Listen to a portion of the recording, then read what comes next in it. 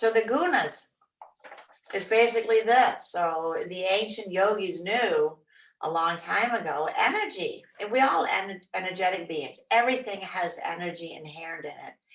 And the sattvic state, that is the green. That's when we are really, we just feel good. We feel capable, we feel alert, we feel on, but not in a stressed way. The yellow, rajasic, begins to have a little bit more movement, a little bit more stuff going on. And if that goes on for too long, we run up into the red. That shoots us in the opposite side called tamasic, which is lethargy. Sometimes the term is poop out or adrenaline overload. There's just nothing left. The bottom drops out. And so the better we are at recognizing where we are and how to downregulate, then the better we're just going to feel overall. Sounds so easy, right? So our yoga practices, whether it is movement, whether it is breathing, chanting, or meditation, each practice works on the energies. It can either help stimulate energies or it can lower energies. So if you have somebody who has gotten into a very depressed state, and this is where their mindset has now taken hold, sometimes we need to do some movement to begin to get the energy stirred up. But it shouldn't be 2 hours of power yoga or running a marathon. That would just deplete even more. So it's all about creating a balance in body and mind and heart space. Because at the end of the day, it doesn't really matter. Well, maybe it matters a little bit. I shouldn't paint with a broad brush. But I like to say that the length of our hamstrings are really not a good measure of our happiness. No. So I should probably mute everybody out too. Thank you. I forgot that. So Katie, I can't see you. I don't know if you can see me. Yes. So let me go ahead and mute you. Oh, see, without glasses, I can't see nothing. Mute all. And that took care of that little thing. So, where was I? Oh, movement and energy. Yeah, talk to somebody with ADD or ADHD, which is a lot of rajasic energy. So that requires grounding, because otherwise it just gets more so. When I first started, when I was introduced to yoga, I started probably with the worst possibly kind for me, power yoga and Ashtanga yoga, which is fast movement, no grounding. So that just was even more hot air balloons floating all over the place. Then I began to study alignment-based Hatha yoga. And that gave me the grounding. And I could just tell I felt better. So different types of yogis for different people. And I know not everybody wants the full buffet. Some people want what some teachers call exercise yoga. Nothing wrong with that. But it still bears understanding what is going to serve my wellness best today and tomorrow and the day after, because it layers in. So I invite you to come into a comfortable seat. I'm sitting up on a couple of blankets. We're going to need a strap today and maybe blocks. So however you are comfortable seated. We're going to start with Samana Mudra. Samana is bringing all the fingertips together. And that means consolidation. So we have 5 winds in our body, the direction of energy. And depending on how we breathe, how we move and how we use the mudras will affect this. So this one helps consolidate. And let's, as we begin to sit and settle in, let the spine lift upward.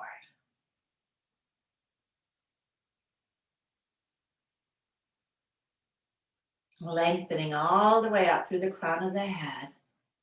We'll begin with a little shoulder release by shrugging the shoulders up.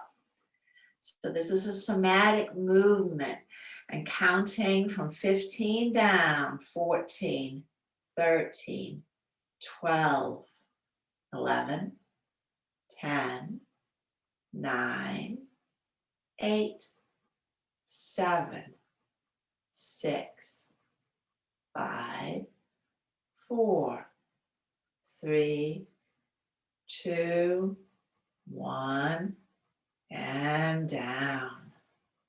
Take a deep breath in and out. How we breathe, the prana and pranayama, greatly affects how we feel. It relates directly to the nervous system. When we are anxious or angry or nervous or in pain, the breath tends to be shallow and fast. When we're relaxed and comfortable, the breath is longer and deeper. So if we catch ourselves in the shallow, fast breathing practice for no particular reason or for a reason, we can shift, downshift, simply by changing our breath. We're going to shrug the shoulders one more time. Squeeze them up as high as you can. Squeeze, squeeze, squeeze, squeeze, squeeze. And then slowly from 15, 14, 13, 12, 11, 10, 9, 8, 7, 6, 5, 4, 3, 2, and 1. The trapezius, they carry the weight of the world on them and they can get stuck upward. Now relaxing your mudra. We're going to roll the shoulders.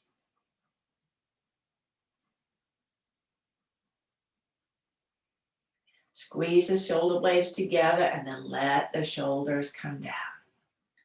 And then gentle neck movement. You turn and look over your right shoulder. Back to center. Keep the sternum well lifted. Looking over the left. Back to center. Do that 2 more times in each direction.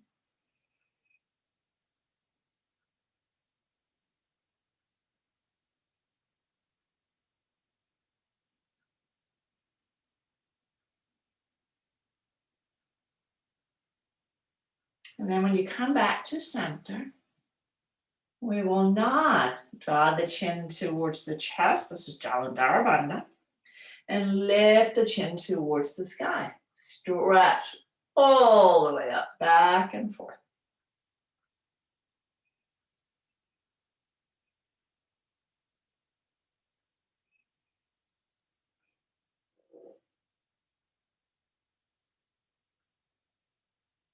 And then coming back to center.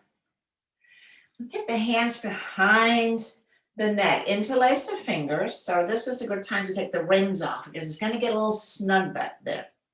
And then creep the edge of your pinky side of the hands right up under the skull. So there's going to be a little rolling of the hands. Now as you inhale, looking up, bring the elbows together. Exhale, looking down, spread the wings, back and forth. Elbows comes together as you look up, squeeze the fingers, and looking down, let the elbows go wide.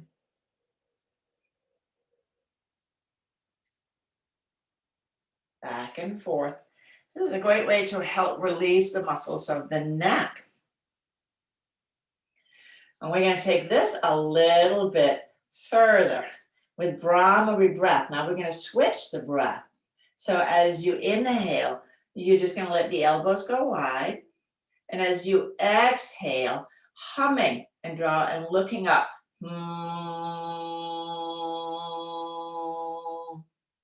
then inhale, spread the wings again. And exhale.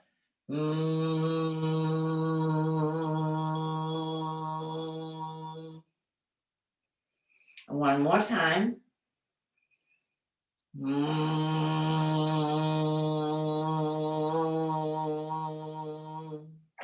And release the arms down. And now notice the neck. Maybe it released a little bit. It is my hope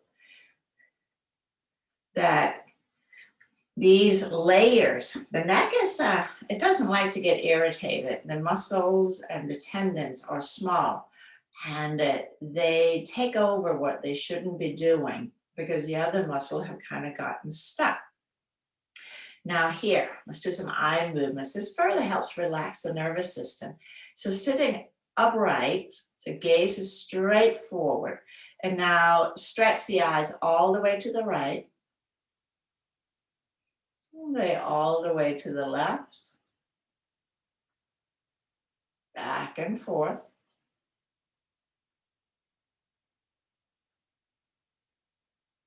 One more time. Do a little extra pull on each side. Maybe back at center. And then looking up. And then looking down. Looking up. Looking down. Again, a little extra stretch in the outer positions. One more time.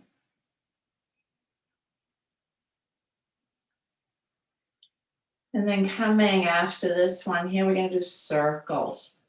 So draw the gaze up and they go all the way around. Do it twice. And then switch direction.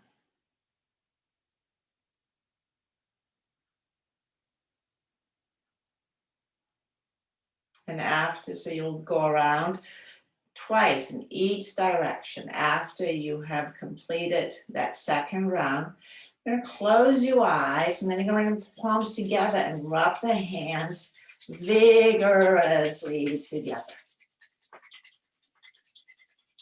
And then cup your palms over your eyes, creating complete darkness. Now let your eyes relax. Relaxing the eyes completely. And then gently blink the eyes, up and down, open, close. And then we're just going to give our face a little gentle massage around the eyebrows, underneath, temples, jaw, all the way down. Give a little tuck on your ears. It all connects and then to the back again.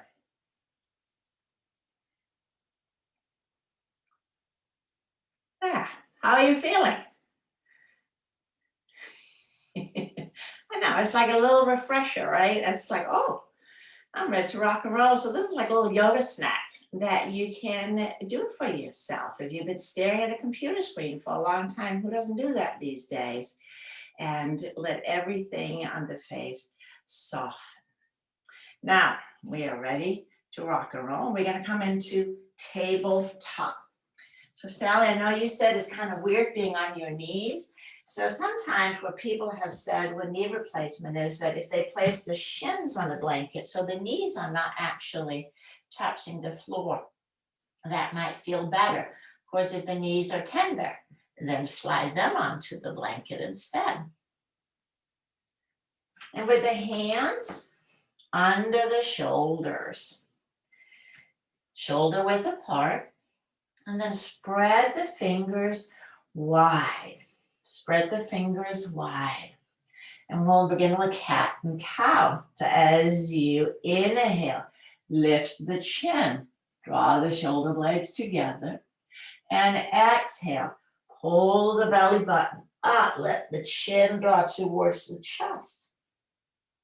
Inhale, arch again. And then exhale, rounding, belly button in and up, pelvic floor up, chin to chest. So we're doing all the bandhas. Then inhale, everything lengthens out. One more time. Pelvic floor, lower abdomen, chin to chest. And back to neutral. Now from here, walk the hands forward. You can take the hips back a wee bit if you'd like. Be comfortable in the shoulders. Just get the lats lengthened out. And just wiggle the hips from side to side here. And we'll walk the hands to the right side so that the left hand is at the edge of the mat. Right hand is about shoulder width apart from the left. So now I can lengthen my left side out a little bit more.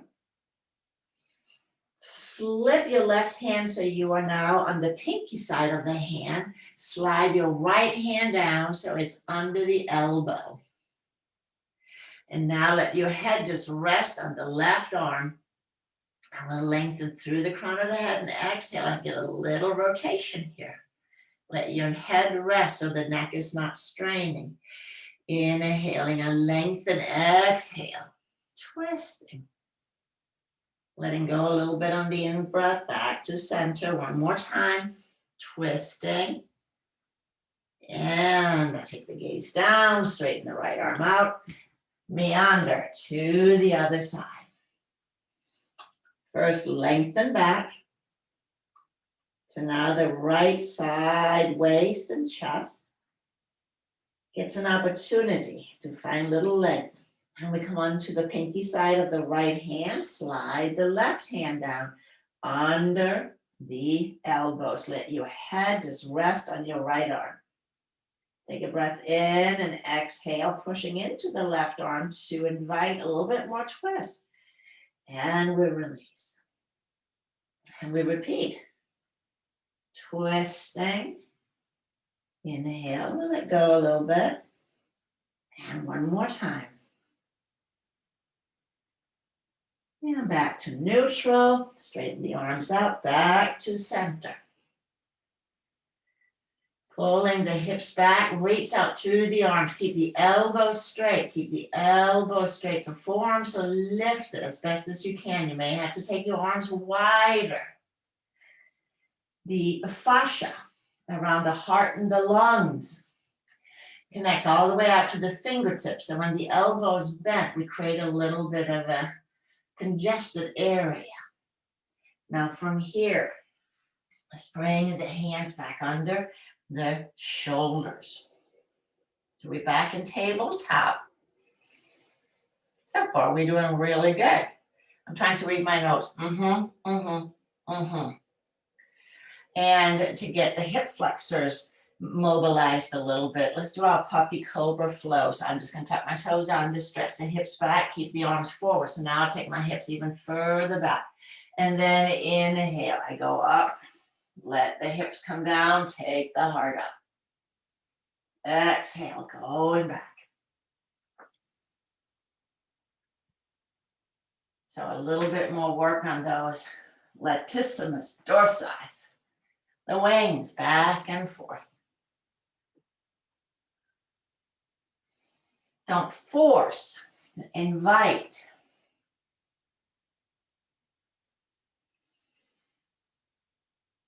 And now we're back in tabletop. Neutral tabletop. Shoulders, especially for women, but men too. When we stop getting those juices of estrogen and testosterone for guys, our muscle tissue begins to need a little bit more support to stay strong. So we'll work on supporting our shoulders. I'm going to take my right arm forward. I'm just going to have the fingertips on the mat, palm facing towards the midline. Now my right arm is going to go into movement. My left is going to stay well grounded. I'm going to lift the right arm up and lower it down. Lifting up. Now in your mind, see your back body. Everything is completely still. Next time you lift the arm up, reaching the right fingertips forward. And draw little circles. So the left arm is working really hard at stabilizing the left shoulder while inviting movement into the right. Little circles, switch directions of these circles, go in the opposite direction. Move in a range that's comfortable for you. And take the right arm down. And again, we'll do a cat and cow. So as you inhale, lift the chin, squeeze the shoulder blades together. Exhale, round, chin to chest, abdomen in, pelvic floor up, squeeze. And back to neutral. Now setting the hand down, the right hand, and take my left arm forward. Right shoulder stays exactly where I left it. And then lifting and lowering the left arm. Lifting and lowering. And this is a really interesting, it's a good one to have a pair of eyes on you. It's phenomenal for shoulder rehabilitation. Next time you lift up, you're gonna hold it. This one comes from my sister. When I was home, not this past summer, but a few years ago, I was doing this with her, and she said very lovingly, "You really suck at this," which, was very encouraging. So are you keeping your elbows straight and circling? So the movement comes from the shoulder blade and the upper arm. And we'll take the arm down again, back and tabletop. Let the belly be supporting up the spine so you're not hanging out. Lift the belly, so neutral tabletop. So a little shoulder blade movement. Let the sternum draw towards the earth, but without rounding the low back. So the shoulder blades slid together now. And then pressing up, spreading the shoulder blades. So you're not doing the cat pose. The spine is still flat. The only movement here is the shoulder blades moving together and apart. These are the shoulder blade movements that we use in all of our back bends, in our weight bearing of the hands, such as downward facing dog and plank pose. So with the shoulders staying up in the lifted position, crown of the head lengthens away from the tailbone, and we'll take the right leg back. Straighten the right leg. And here, like a three-legged plank pose, maintain this event of the shoulders. Take the left leg back. Now we're in full plank. Breathing, reaching back through the heels so the legs are very firm, very firm. And keep the shoulder blades spreading as you pull back to downward facing dog. Downward facing dog. And take your dog for a little jiggy walk here. Swing it around a little bit. Paddle out.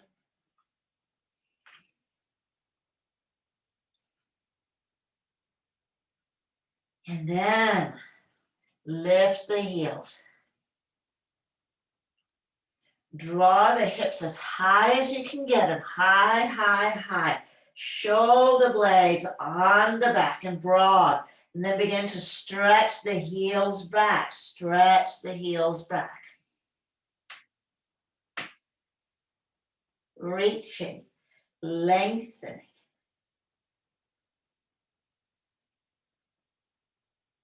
Pausing.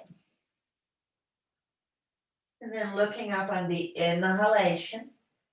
And as you exhale, walk or step the feet to the front of the mat. Soften the knees, lengthen the spine. And inhale, let's press the arms all the way out and up. Elongating, grounding through the heels. And take the arms down. Let's bring our blocks onto the mat.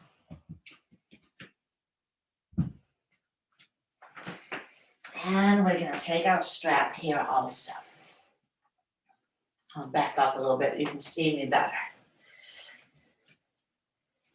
Straps are so good. I have a long strap. The 6 foot will do too.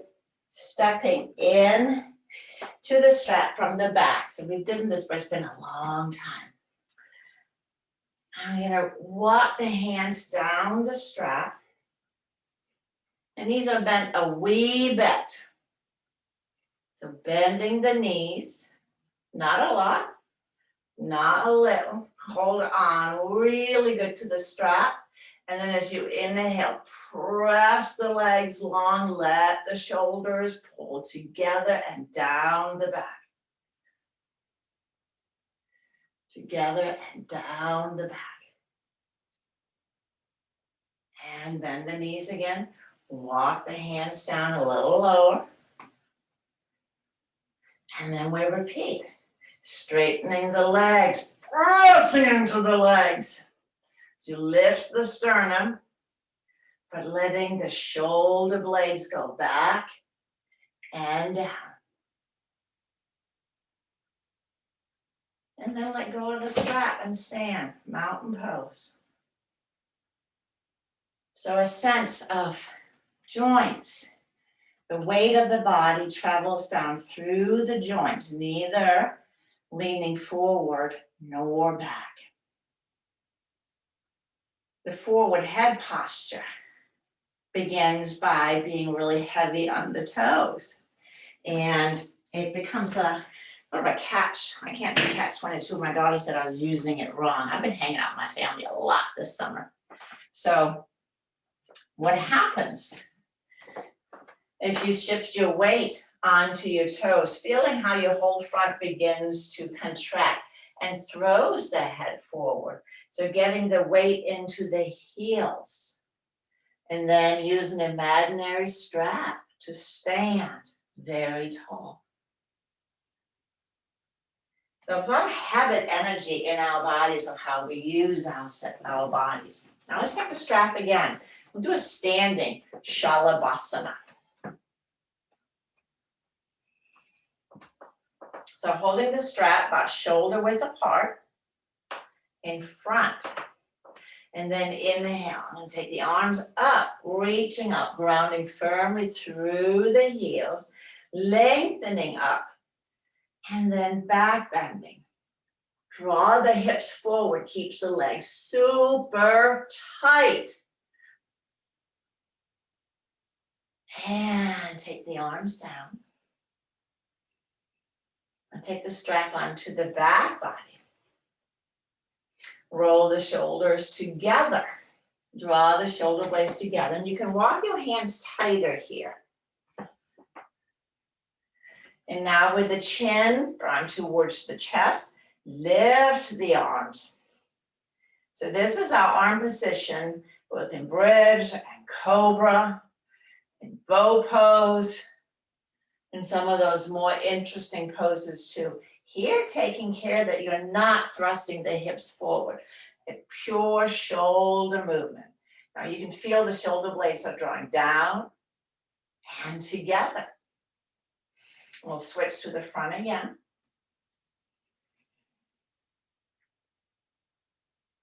Anytime the arms are over the head, so as you now slowly begin to take the arms forward and up, feel how the shoulder blades are moving apart.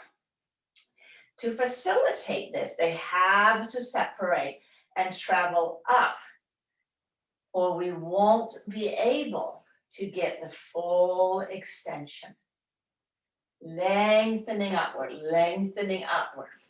Now pressing down through the right heel and then side bend to the left, side bending to the left. And inhaling back up to center.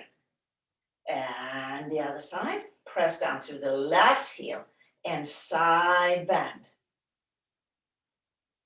And inhaling up. reaching up, reaching up, reaching up. And then exhale, we're gonna forward fold. You'll just let the strap plop right down and take your hands to the blocks that you conveniently left at the top of your mat. Inhale, looking up, lengthen the front spine, and then exhale, let's step the right leg back, traveling the blocks back with me, and I'll take the left knee down. Left knee down. So low lunge. Did I say left knee? Sorry, I meant right knee down. Don't matter, we can do both sides. Thank you, thank you. Inhale, letting the hips draw forward. Sally, how is that okay?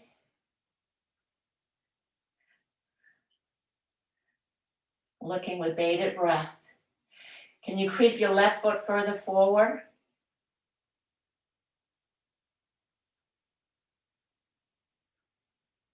And then here.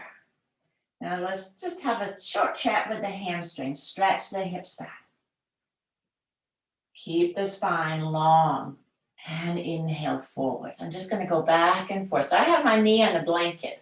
So if your knee is not loving the pressure, support, support, support. Ahimsa. No harming. Lifting the heart. Stretching back. One more time, forward. And then press back through the right heel. Press back through the right heel. Left knee over the ankle. Back leg super strong. Move your right block a little closer to the left. Take your left hand to the outside of the left knee. So create a straight line from back heel to the crown of the head. I'm just going to begin to revolve around this, twisting. Inhale, lengthen. Exhale, twist. Lengthen on the in-breath. Exhale, twist. Keep the back leg engaged. One more breath. Inhale, lengthen, lengthen, twisting. And then take maybe left arm up. Reaching up, reaching up, reaching up. And then take it down alongside and let it wrap behind the back. Wrapping, not binding. No. I'm going to take the arm back up and find the block again. Move the blocks out to the side and wiggle, wiggle, wiggle. Left leg back. I'm in downward facing dog.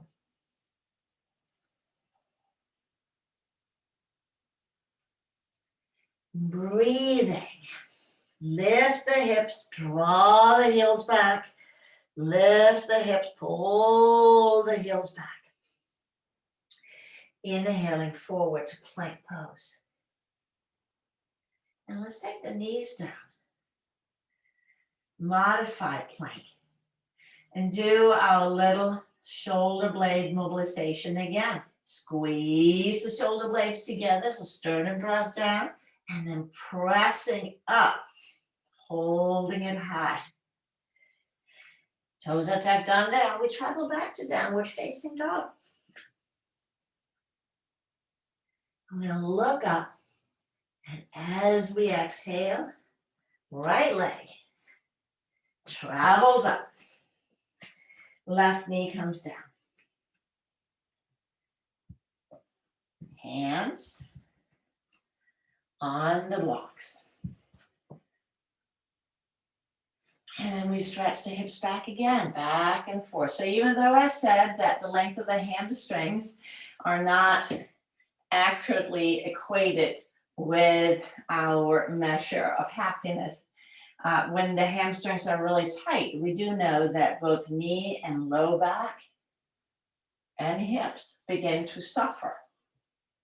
So consider this maintenance, back and forth. One more time.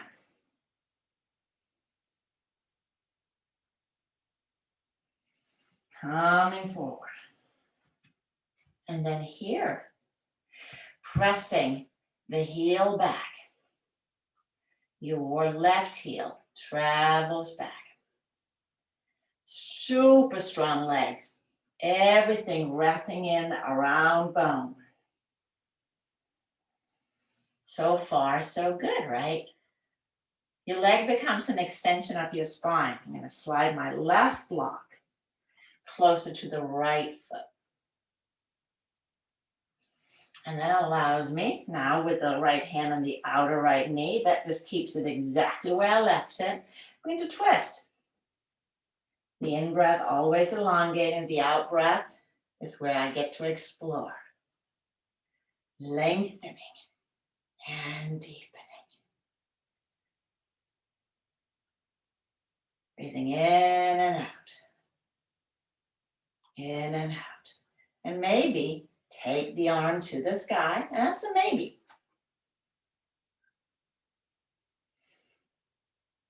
And maybe wrap it behind the back. Breathing in, breathing out. Hug the hips in, hug the hips together. And slowly unwind. And remove the blocks. And step back to downward facing dog again. Lift the heels, lift the hips. Check in with the shoulders. Check in with your palms, the four corners of your hands, just like feet, are grounding and lifting. You're going to keep the hips high as we pull the heels back, pull the heels back. And again, inhaling forward to plank. Pausing. Thinking happy thoughts, knowing that we can take the knees down anytime. So we're all going to take the knees down. And then keeping the shoulder blade as they are, but do a little push-up. Just a little push-up. And we're going to roly-poly, hips down, all the way down.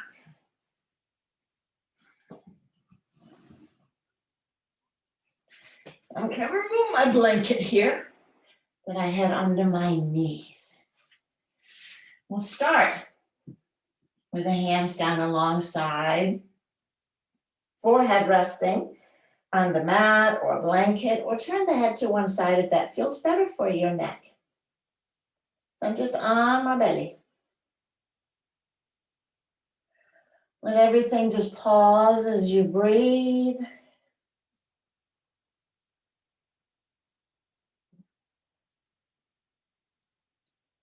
Shalabhasana. Always one of my favorite poses. Of course, they're all somewhat my favorite poses. But this one is just so doggone easy and it has so much benefit. Rolling the legs in, if the heels are flopped out so you're centered on the knees. Draw the hips towards the floor. Forehead straight down. And then inhale. Lifting the head, the shoulders, roll the shoulder blades together. And then maybe lift the arms, lift the arms. Lifting. And what about the legs? Lift the legs. Long and strong. See how easy this is? And boy, are we getting a lot of bang for the buck. Breathing in, breathing out. And lower down. Whew.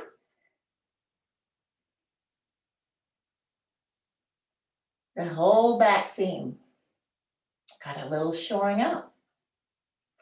Now taking the arms out to the sides, airplane arms.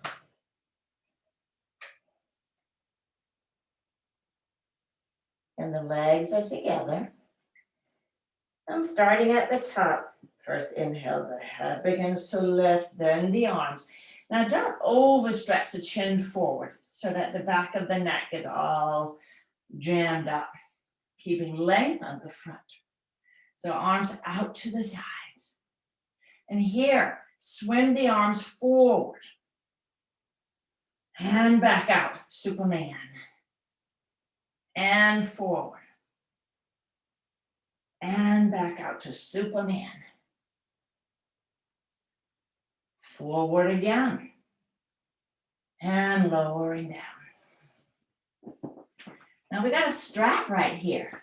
It's a beautiful thing. So take your strap between your hands about shoulder width apart. So that's going to give us a little bit of leverage. Because this one is a little challenging. Only a little bit though. So as you inhale, arms and head comes up together. Now pulling on the strap, and you feel the side chest and the back of the shoulders really firing up. All right, let's take the legs up just because we can. So everything is lifting up, pulling on the strap, lifting, thinking happy thoughts. Keep the arms long, nice. And lowering down, rest. Resting. Breathing.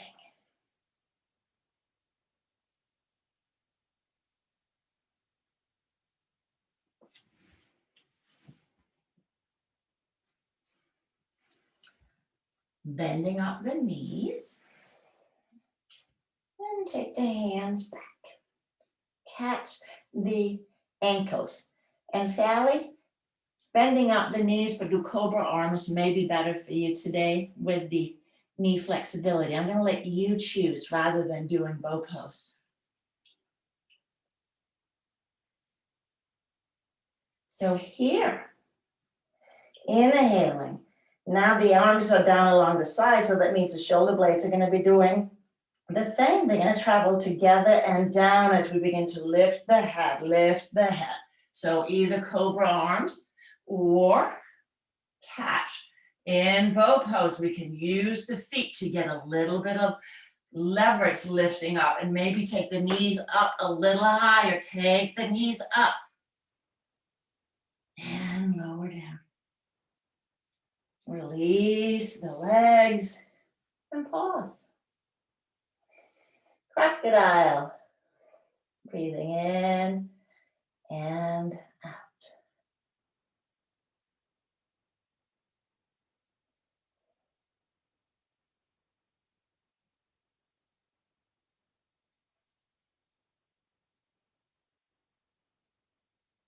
And then we'll come into Sphinx pose. Elbows under the shoulders.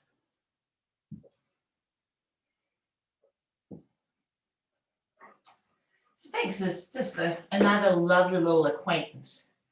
And in a passive Sphinx, we just help the upper body lengthen out, inviting the shape to change just from gravity.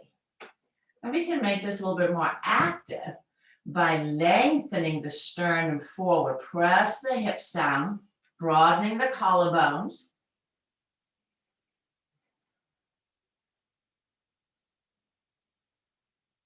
To combat that forward head and upper body posture.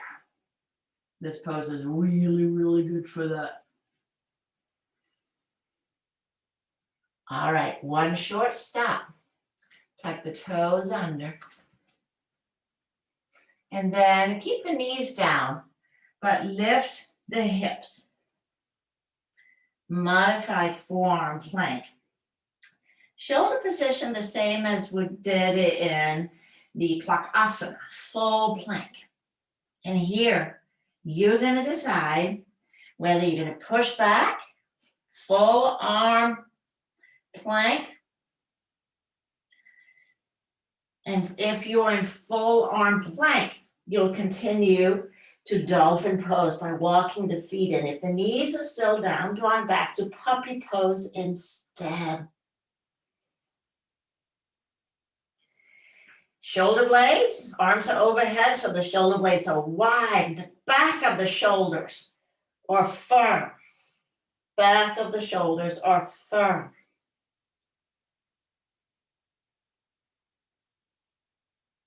Breathing. One more.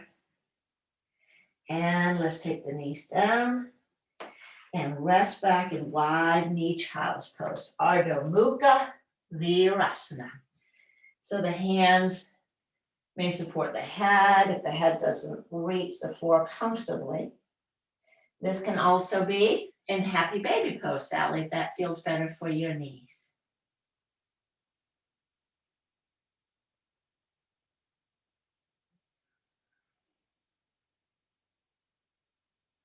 Let the breath draw into the back body. Full.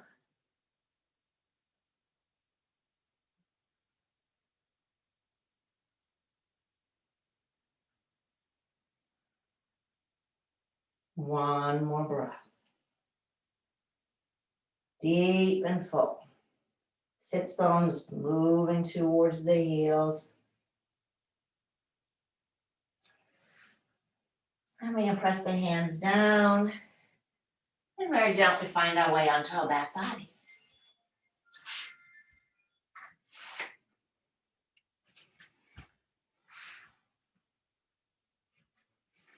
So as you come onto your back,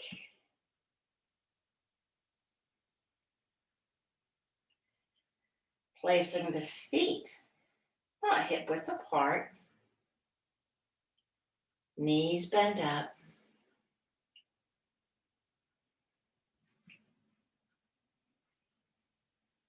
And look down at your knees. Remember, knees are sneaky. Are they equidistant away from your midline? And also the feet. Do they line up under the knees? Yep, looks pretty good. Take the arms down alongside your body. And when you press the heels into the floor, you'll feel the hamstrings beginning to fire up. And as you press, not only press down and pull the heels towards you, that's really the action that we want to harness to help coming into extension. That's the first part. The second friend that we have down there, a gluteus maximus. So let's press the feet down again and begin to squeeze the buns. And let that be the impetus to pull up, lift the hips up, and lower down.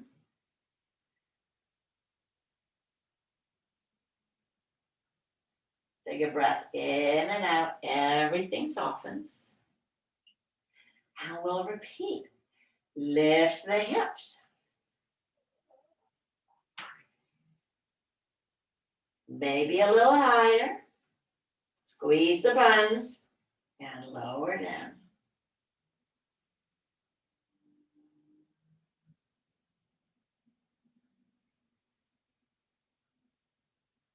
And last one. That's the keeper. Pressing the feet down the four corners. Lift the hips. Glutes are contracted. Hamstrings activated. And maybe roll the shoulders under a little bit further to interlace the fingers. Shoulders are grounding down. Feet are grounding down. Arms long and straight. Keep the back of the neck neutral. So we're not looking to flatten. Thoracic back bend. Breathing in and out. Breathing in and out. Still breathing? Still with me?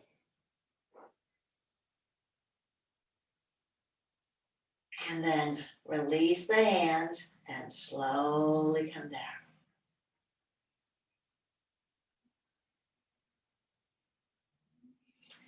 Slide the arms out to the sides.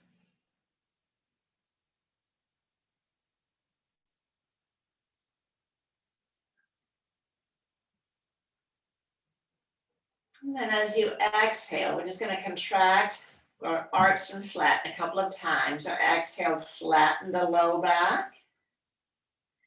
Inhale, gentle arch. because we just came out of a back bend. Let's flatten again. Flatten, draw the pelvic floor up. Letting go. All right, one more time. Little back arch, but a really good contraction.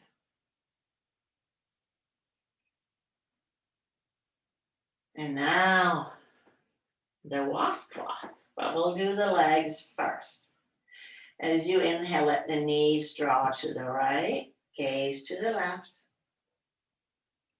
Exhaling up, inhaling down to the other side. Easy peasy, go back and forth. So skipping the washcloth part. Just knees and nose, traveling opposite. So feet about as wide as the mat. That allows us to get the hip flexors a little elongated too.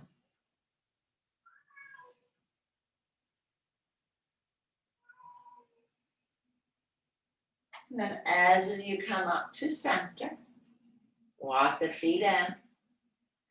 Draw the knees in. We'll take the legs to the sky, arms to the sky. Now we're just gonna shake it all up. Shake. Shake the hands, shake the legs, shake the feet. We don't shake a lot. But animals do after they have had a little event. And that is another way to decharge. Let's hug the knees in. Take the chin to the chest. Tight little bowl. Take. And we have arrived at Shavasana. Take the legs out long. Arms out to the sides. A comfortable distance from your body.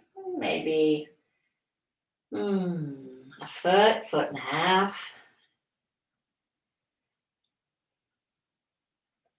So a sense of the top of your shoulders are draping down to the floor. If the arms comes up too high, then at the top of the shoulders, there's a sense of them lifting up. So this allows the pec minors to get a final release. Take a moment and scan your body. Starting at the toes, let the bones of the toes and feet relax. Relaxing the bottom of the feet and the ankles. Relax the calves and the shins. And the front and back of the knees.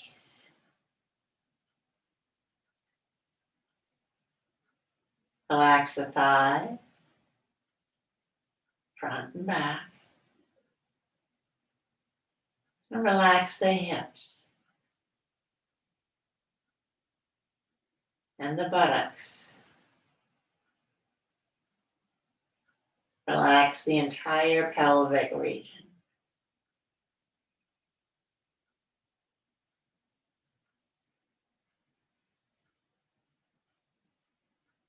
Relax the belly.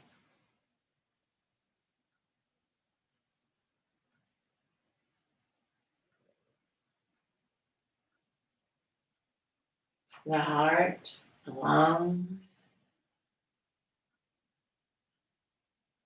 Enjoy a full breath in.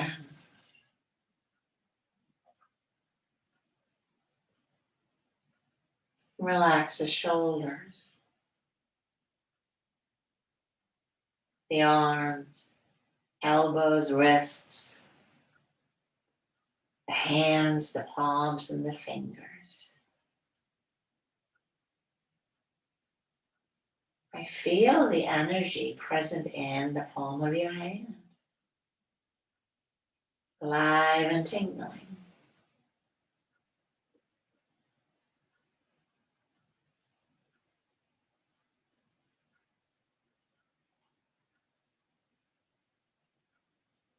And relax the throat,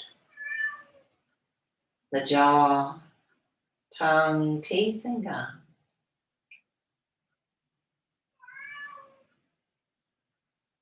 Relax the eyes, the outer corners, the inner corners. Let the eyes soften deep down into the sockets. Relax the optic nerve all the way to the back of the skull.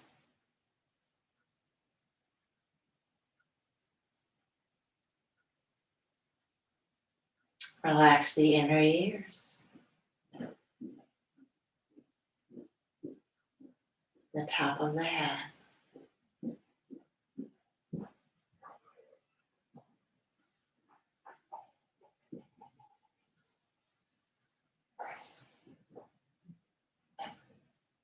It will be a gentle awareness of your body resting.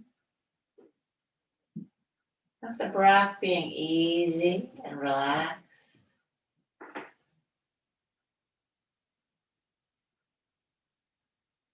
And the mind resting gently on the rhythm of the breath.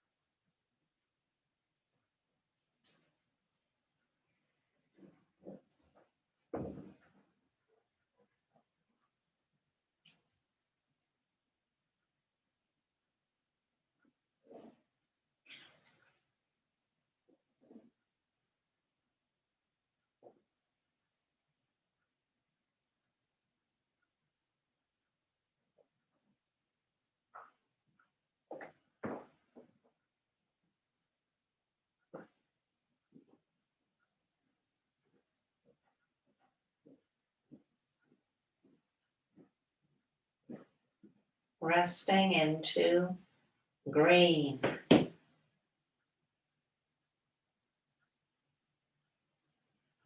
Ease.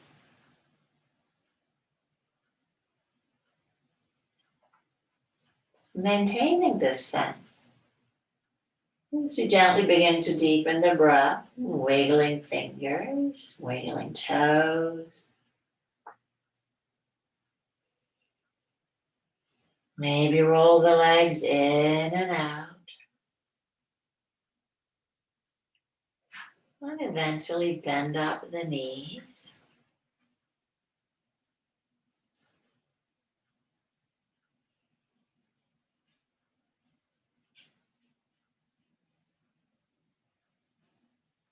And traveling onto your side.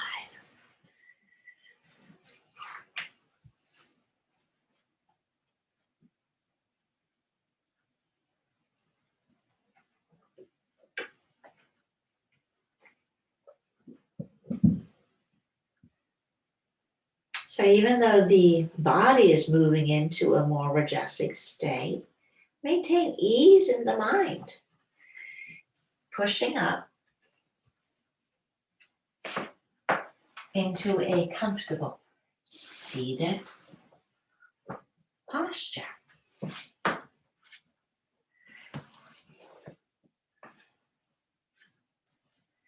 Bookending it from where we started.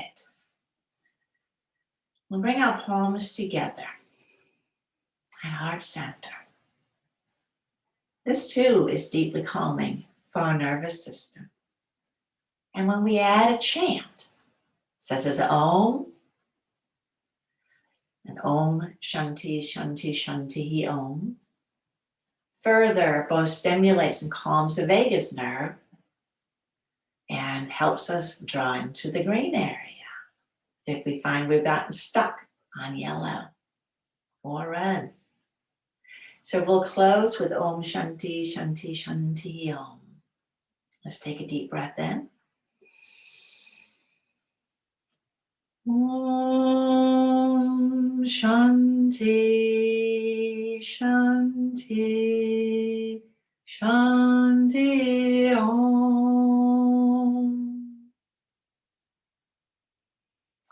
Exhale and bow your head towards your heart, your inner light, your guide, your teacher.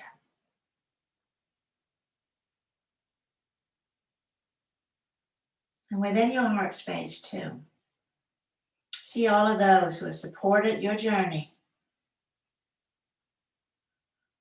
past and present, and bow to them as well. And we'll draw the gaze up. Thank you. Namaste.